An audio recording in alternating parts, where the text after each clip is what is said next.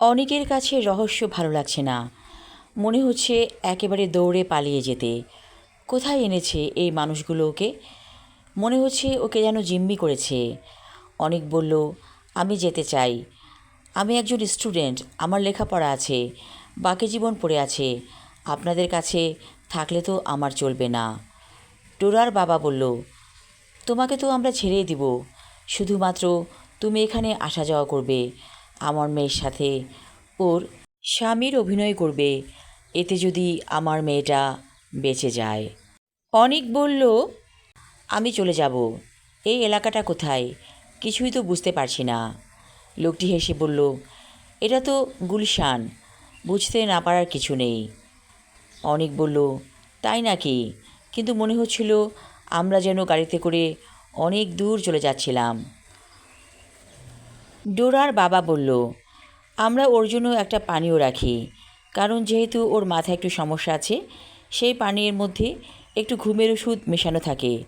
ভুলক্রমে সেই পানীয়টা তোমাকে দেওয়া হয়েছিল, যার কারণে তুমি ঘুমিয়ে পড়েছিলে এবং তোমার কাছে মনে হচ্ছিল অনেক দূর তুমি যাচ্ছ। এবার অনেক একটু ভরসা পেল। মনে হলো মানুষগুলোকে মনে মনে যতটা খারাপ ভেবেছিল, আসলে ওরা তা নয়। ভোরবেলা ডোরার বাবা অনেকের কাছে এসে বলল, এখন তুমি চলে যাও, আমরা কোনোভাবে ডোরাকে ম্যানেজ করব। আর এই যে বাসার ঠিকানা, এই কার্ডটা নাও, এই কার্ড অনুযায়ী তুমি আসবে মাঝে মাঝে, এখানে ফোন নাম্বারও আছে। অনেক বিদায় নিয়ে চলে এলো হলে।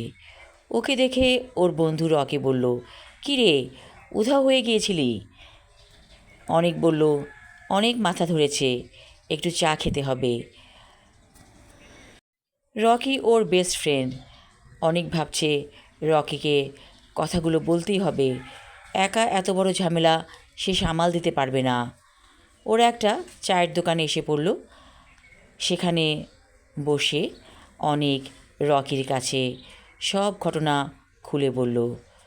রকি বলল, দোস্ত, তুই তো একটা মহা ঝামেলায় পড়ে গেছিস, মনে হচ্ছে এই মেয়েটিকে তোর একসময় বিয়ে করতে হবে, এই ফাঁদ থেকে তুই বেরোতে পারবি না।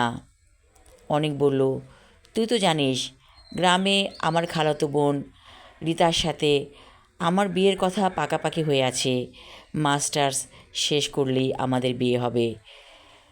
রকি বলল, তাহলে এক কাজ কর দোস্ত, আমি না হয় তোর হয়ে অভিনয় করি রনির। তখন অনেক বলল, কিন্তু তোর চেহারার সাথে তো মিল নেই, মেয়েটি কি মানবে? রকি বলল, আমি ম্যানেজ করতে পারবো, কারণ তুই তো জানিস আমি অভিনয় করতে জানি। অনেকের মাথা থেকে যেন একটা বিরাট বোঝা নেমে গেল। এটাই তো ভালো হয়, কারণ এই মেয়েটি একসময় ওর প্রেমে পড়ে যাবে এবং ওকে স্বামী মানতে শুরু করবে। তখন কেমন করে বের হবে অনেক এই বৃত্ত থেকে? রকি গরিবের ছেলে, বড়লোকের মেয়ের সাথে যদি ওর বিয়ে হয়, তাহলে তো রকি ভাগ্যবান হয়ে যাবে। অনেক বলল, দোস্ত, এই দেখ কার্ড, তুই যেভাবেই পারিস ম্যানেজ করে নিস, আমি আর এর মধ্যে নেই। তখন রকি বলল, আমি সব সামলাবো, তোর কিচ্ছু ভাবতে হবে না। অনেকের কাছে মনে হচ্ছে ও যেন ঈগলের ডানায় ভাসছে, এতটাই মন ফুরফুরে হালকা লাগছে। বলল, ক্লাস করতে হবে, চল ক্লাসে যাই। ওরা দু বন্ধু হেঁটে হেঁটে ক্লাসের সামনে চলে এলো। আমি আমার লেখা ছোট গল্প ঈগলের ডানা পর্ব 3 এবং শেষ পর্ব পড়লাম। আশা রাখছি ভালো লাগবে। ধন্যবাদ।